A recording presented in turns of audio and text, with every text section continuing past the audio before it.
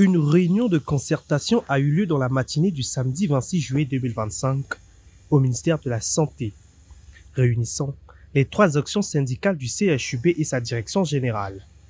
Sous la houlette du ministre de la Santé et de la Population, le professeur Jean-Rosaire Ibarra, dès l'entame, le ministre a donné la parole à la Fédération de la FESITRASAS, dont dépend la section de M. Bertel Zebal. Nicolas Gandio, représentant de la Confédération des syndicats, a déploré un manque de suivi et de coordination avec le secrétaire général de la FESITRASAS du CHUB, relevant l'inadéquation de la procédure de M. Zebal envers les autorités de son assemblée générale. Et à ce sujet, le directeur général du CHUB précise qu'il avait invité les 3 sections syndicales du CHUB à une réunion de préparation de cette assemblée générale, mais Bertel Zebal avait été aux abonnés absents.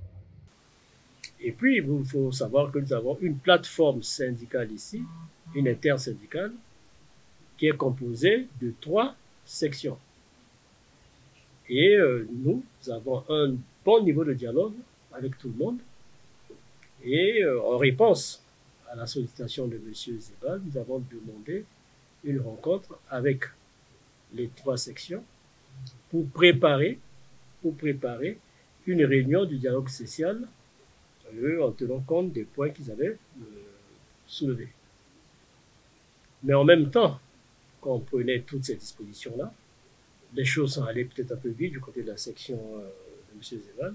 Mais évidemment, il faut prendre certaines précautions pour la salle, éviter que quand il y a un mouvement comme ça, qu'il y ait des dérapages et des débordements. Le temps qu'on prévoyait tout ça, malheureusement, il y a eu une réunion dans le hall du CHU, une réunion tenue par M. Zebal et quelques travailleurs. Et c'est ce que vous décrivez comme étant une situation explosive.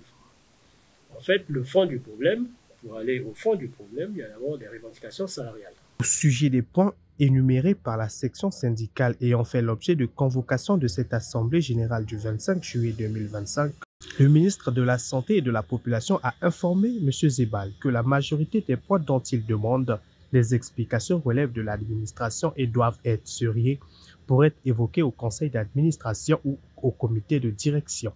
Il a rappelé au passage que les travaux de la BEAC avaient déjà fait l'objet de plusieurs commissions de contrôle pour une vérification de leur exécution. Le ministre de la Santé considère que 2 seuls points font l'objet de préoccupations syndicales: les conditions de travail et le paiement du salaire de mois de juin. Le directeur général du CHUB, le professeur Thierry Ngombe, à ce sujet dit comprendre la situation des agents du CHUB et leur demande de continuer à être résilients. Tous les jours dans les services, et je leur dis la même chose.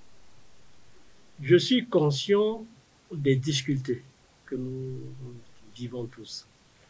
Vous savez, vous avez vu certaines personnes qui ont manifesté de façon assez bruyante leur mécontentement. Mais dites-vous, Madame Solange, pendant la même période, les 4/5e du personnel travaillait. Il y avait des opérations qu'on était en train de faire. Il y avait des personnes qui étaient réanimées. Et c'est d'ailleurs pour ça qu'on évite que dans un milieu comme celui-là, on tienne des réunions qui peuvent déborder. Mais je tiens à rappeler quand même que nous avons un bon niveau de dialogue avec toutes les sections. Et d'ailleurs, nous réitérons notre volonté de continuer à dialoguer et de maintenir ce bon niveau de dialogue. Nous appelons même encore M. Zebal, malgré ce qu'on a entendu.